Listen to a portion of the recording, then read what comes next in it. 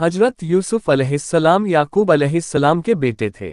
याकूब अलैहिस्सलाम को अपने बेटे यूसुफ अलैहिस्सलाम से बहुत मोहब्बत थी क्योंकि यूसुफ अलैहिस्सलाम बेहद नेक, समझदार और खूबसूरत थे। एक दिन यूसुफ अलैहिस्सलाम ने अपने वालिद से कहा कि उन्होंने ख्वाब में देखा कि 11 सितारे, सूरज और चांद उन्हें सजदा कर रहे हैं।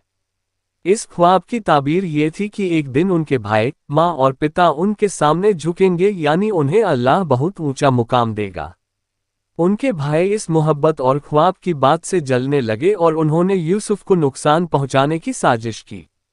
उन्होंने तय किया कि यूसुफ को किसी सुनसान जगह फेंक देंगे। एक दिन उन्होंने याकूब अलैहिस्सलाम से कहा कि हम यूसुफ को अपने साथ चराने ले जाते हैं। पिता ने मना किया लेकिन आखिर में मान गए। भाइयों ने यूसुफ को एक कुएं में फेंक दिया और पिता से झूठ कहा कि यूसुफ को भेड़िए ने खा लिया। याकूब अलैहिस्सलाम बहुत रोए, यहाँ तक कि उनकी आंखों की रोशनी चली गई। कुछ मुसाफिरों ने कुएं से यूसुफ को निकाला और मिस्र ले जाकर बेच दिया। मिस्र का वज़ीर-ए-आज़म उन्हें खरीद लाया और अपनी बीवी जुलेखा से कहा कि इसका अच्छे से ख्याल रखना। यूसुफ बड़े होशियार, हसीन और शरीफ थे। जुलेखा ने जब देखा कि यूसुफ बहुत सुंदर हैं तो उसने उन्हें गलत काम की दावत दी। लेकिन यूसुफ अलैहिस्सलाम ने अल्लाह का डर रखते हुए इनकार कर दिया। उन्होंने कहा, मैं अल्लाह की पनाह चाहता हूँ। इस पर जुलेखा ने उन पर झूठा इल्जाम लगाया और उन्हें जेल में डलवा दिया।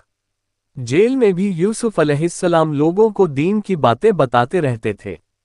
वहां 2 कैदी थे जिन्होंने ख्वाब देखा। उन्होंने यूसुफ से ताबीर पूछी। यूसुफ ने उन्हें सच्ची ताबीर दी जो बिल्कुल सही साबित हुई। एक को आज़ादी मिली और दूसरा सूली पर चढ़ाया गया। कई सालों बाद मिस्र के बादशाह ने एक ख्वाब देखा जिसे कोई नहीं समझ सका।